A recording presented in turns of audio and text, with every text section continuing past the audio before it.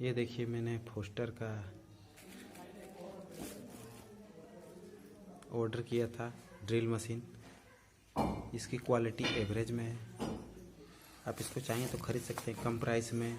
900 रुपये इसका दाम है। 450 वाट इसमें मिल जाएगा। 10 mm है। 2800 RPM है। रिवर्स रोटेशन भी है।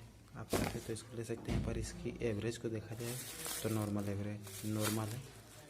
आप इससे बढ़िया किसी अन्य कंपनी में चले जाएँ, बोस में चले जाएँ, थोड़ा सा कॉस्ट पड़ेगा पर आपको बढ़िया प्रोडक्ट मिलेगा। धन्यवाद। वीडियो अच्छी लगी हो तो लाइक सब्सक्राइब जरूर करें।